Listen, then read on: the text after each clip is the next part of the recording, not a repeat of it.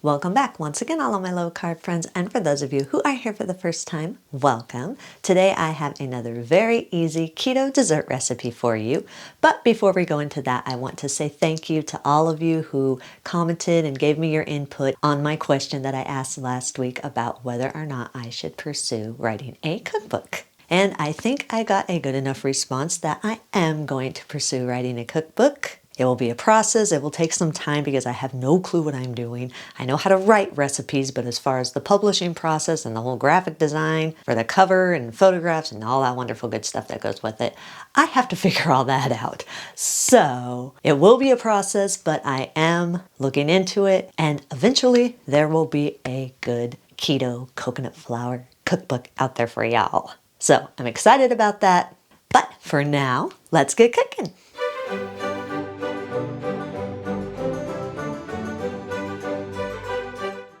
Preheat your oven to 350 degrees. Line an 8 by 8 inch cake pan with parchment paper and allow the paper to hang over the sides just a little bit for easy removal once the brownies are baked. In a large mixing bowl, combine 56 grams or about a half cup of coconut flour, 100 grams or about a half cup of the granulated sweetener of your choice. I'm using granulated monk fruit sweetener. You can use whatever granulated sweetener you want. You can also adjust this more or less depending on how sweet you want your brownies. Add 20 grams or around a fourth cup of cocoa powder, a fourth teaspoon of salt, and 10 grams or about 2 teaspoons of baking powder. Sift them all together until they're fully combined and there are no lumps in the dry ingredients. Add 3 large room temperature eggs. Make sure these are room temperature so they stir in smoothly. Stir the eggs into the dry ingredients until they are fully combined and all the dry ingredients are moist. Add 1 cup of butter that's been melted and cooled. Make sure it is cooled. You do not want to add hot butter. 1 teaspoon of vanilla extract and a half teaspoon of mint extract. Stir everything all together until everything is fully combined and a thick batter has formed. Now, if you don't want a mint flavor in your brownie and you just want the mint flavor in the topping, then instead of adding 1 teaspoon of vanilla and a half teaspoon of mint extract, you can just add 1.5 teaspoons of vanilla extract. And you can adjust this more or less depending on how dominant you want the vanilla or the mint extract.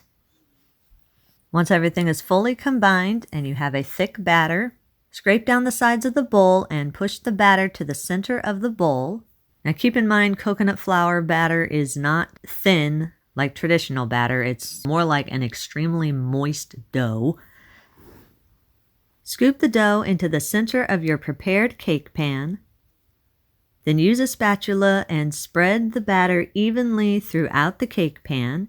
Make sure you get it as even as possible and keep the top nice and smooth. You don't want any cracks or any lumps in it. Once the batter is smoothed evenly, then place the pan into your preheated oven and bake at 350 degrees for 20 to 25 minutes or until slightly darkened and a tester comes out clean. Once the brownies are done baking, remove them from the oven. They're going to still be soft, but they will firm up as they cool. So allow them to cool in the pan for at least 1 hour or until they're firm enough to remove from the pan without crumbling. After about an hour and the brownies have firmed up, grasp the overhanging parchment paper and carefully lift the brownie slab out of the cake pan and transfer it to a wire rack. Then allow it to cool completely before you frost it. Make sure it is cooled completely. If you try to frost these when they have any warmth in them, you run the risk of your brownies crumbling. While the brownies are cooling, we're going to make the frosting. So for the frosting, place 2 tablespoons of butter that's been melted and cooled into a medium mixing bowl. Add 12 grams or around 1.5 tablespoons of full-fat coconut milk or the full-fat milk of your choice. Then add 1 to 1.5 teaspoons of the mint extract of your choice. You can adjust this more or less depending on how strong of a mint flavor you want in your frosting. Keep in mind, a little mint extract goes a long way. Use a fork and stir the ingredients all together until everything is fully combined. Then use a hand mixer and turn it on low and gradually beat in about 125 grams or around 1 cup of the powdered sweetener of your choice. I'm using powdered monk fruit allulose blend. You can use whatever powdered sweetener you want. Make sure when you are adding this, you add it in small amounts because you want your powdered sweetener to be evenly distributed. You don't want any lumps. You want it nice and smooth. If you add it all at once, it will become clumpy, so add it in small amounts. Once the sweetener is fully added, scrape down the sides of the bowl and push the frosting to the center of the bowl. If you want to, you can add a few drops of green food coloring. It just gives it a more minty look. That's up to you if you want to do that. Either way, once the sweetener's all added, and if you're doing the food coloring, then beat on low for another 20 to 30 seconds or until the frosting is smooth and creamy. Spread the frosting evenly over your cooled brownies. Again, make sure your brownies are cooled. Once the frosting is spread evenly over the brownies, you can leave it just as it is, but I like to put a little bit of chocolate drizzle over the top. Makes it look a little pretty. So that's up to you if you want to do the chocolate drizzle. If you do want to do the chocolate drizzle, then set your frosted brownie slab aside for just a minute and place 70 grams or around a half cup of the Keto chocolate chips of your choice into a small microwave-safe bowl.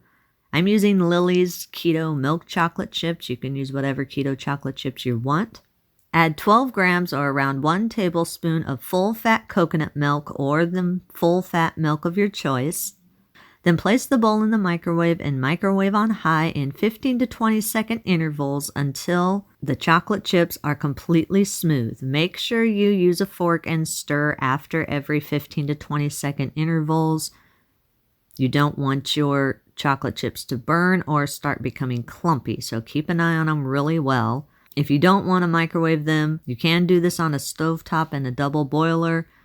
Once your chocolate chips are fully melted and smooth, then use a spoon and just drizzle the chocolate over the frosting however you want to drizzle it. You can make whatever design you want. I just kind of slowly move my spoon back and forth and let it fall as it falls. Once you have the chocolate drizzle on top, then place the brownie slab in the refrigerator and refrigerate it for about 10 to 15 minutes just until the chocolate is firm. Remove the brownie slab from your refrigerator. Cut it into your desired size brownies. You can eat this immediately. If you do have any leftovers, then you can store them in the refrigerator for up to 5 days. You do want to make sure these are stored in the refrigerator because you have a dairy-based frosting. Eat and enjoy.